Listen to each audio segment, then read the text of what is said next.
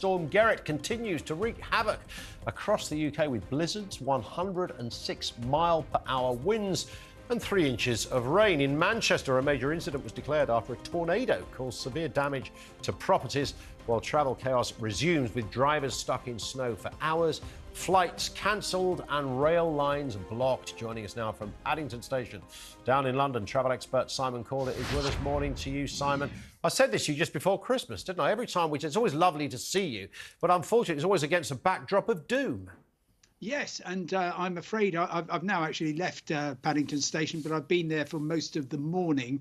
And gosh, well, just to tell the sad story of what's been happening there, the whole station was being closed for the past 4 days for engineering works to do with the HS2 rail link, about which TalkTV has talked a great deal. Anyway, it reopened on schedule this morning. It was working well for the first hour or two. Then, very sadly, a person was hit by a train on the line between London and Reading, which meant that all trains from South Wales, from the west of England to the capital were closed, were cancelled.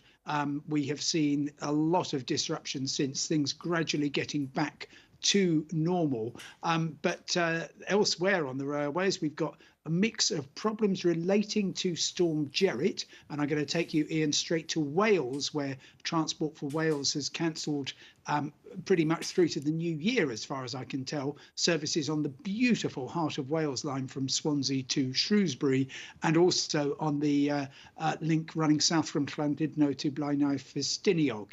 So those trains aren't running. And in Scotland, well, we have had so many line closures yesterday. It was extraordinary. It was a bit like dominoes. During the afternoon, ScotRail effectively said, sorry, we think it's too dangerous to run trains north of Perth, north of Dundee. Of course, at the same time as TalkTV's been reporting, we had problems for drivers who were stuck on the A9 between Perth and Inverness. They closed all those lines, restarting them this morning, but they have to have a daylight inspection of the tracks. And bear in mind that, well, sunrise in Inverness this morning was 1 minute to 9. So it wasn't something that could happen really at the start of the rush hour. Bearing in mind, Simon, that I'm probably going to sound as if I'm just simplifying a major issue here, but, you know, wind and rain is not new. Storms we've had forever. What actually happens in order to create these cancels? Well, what is the specific problem that stops a train moving because it rains a lot? OK, well, you've got high winds are probably more of a problem, Ian, and that's because debris gets blown onto the tracks, whether that's trees, whether it's trampolines. And clearly, anything that's obstructing the track presents a possible risk. That's why we've actually had lots of speed restrictions in place right across Scotland in particular, and also in the north of England. And there's also been severe flooding. The West Coast Main Line was closed yesterday north of Preston, going up towards Cumbria and southern Scotland because of flooding. Now, it's difficult to say whether that is because storms are more extreme, and there's plenty of talk, of course, about the effect of climate change, or whether it's a reflection of the fact that we're not investing enough in solving problems in advance, or a combination of those, or just bad luck. So yes, it's pretty cruel out there, but there's many other problems which are kind of not, you can't blame on the elements. So, for example, we've got a lot of cancellations today. I've just been looking, for instance, Thameslink trains through London, which were absolutely traumatized yesterday by signalling problems. They basically had a new signalling system set up on Boxing Day. They switched it on yesterday morning and it didn't work. Today we've got train crew cancellations. We've got that on the East Coast Main Line, LNER. We got it on the West Coast Main Line, Avanti West Coast, and many other places as well. And so that's the sort of problem which you would think would be fixable, but it is just continuing to make rail travel look ever more. It does look ridiculous. I mean, yesterday, southeastern trains, it was exactly the same thing. I was trying to come into work, looked at the timetable, suddenly, Tom and Jerry moment where the eyeballs popped out. every single train cancelled, and the reason was overrunning engineering works, which seemed to be code, to me at least, of some people didn't show up to work, so therefore it's taken a lot longer. I mean, come on. It's the 21st century, Simon.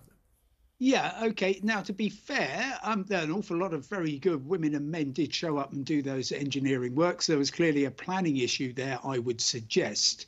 I've been talking to the train operators. They say there has been a surge in staff sickness. But you would expect that anyway. There's lots of COVID around. There's lots of flu around. There's a lot of alcohol around as well, Simon. It's Christmas. Well, I am absolutely sure that the excellent women and men who drive and operate trains will not be involved with that anytime near where they are working.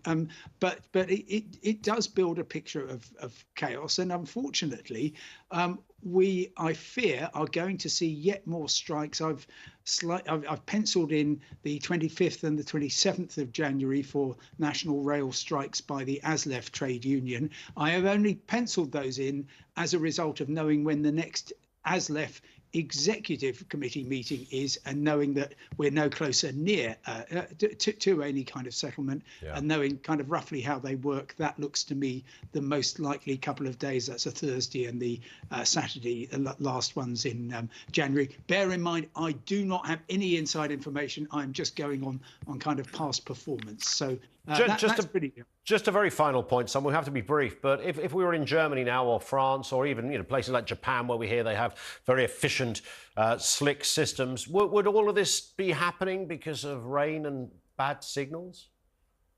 Stuff happens on the railway everywhere. It's really tricky. You take the East Coast Main Line, 400 miles long. There's an awful lot that can go wrong in that journey between Edinburgh and London. German railways, who everyone says, it must be wunderbar, all very efficient. I've had some really, really dreadful journeys with German railways this year, and I expect to have more with them next year. Lots of last-minute strikes. We've seen those in France as well. There's a lot of unhappiness around. A lot of workers feel that they are not properly rewarded for the skillful, arduous work they do. So, well, as always, hope for the best, but be prepared for delays and disruption. Listen, we'll probably speak to you tomorrow, Simon, about another issue encroaching the world of British transportation. Thank you to Simon Calder, who's been out and about this morning, checking out the latest, and it's pretty grim out there.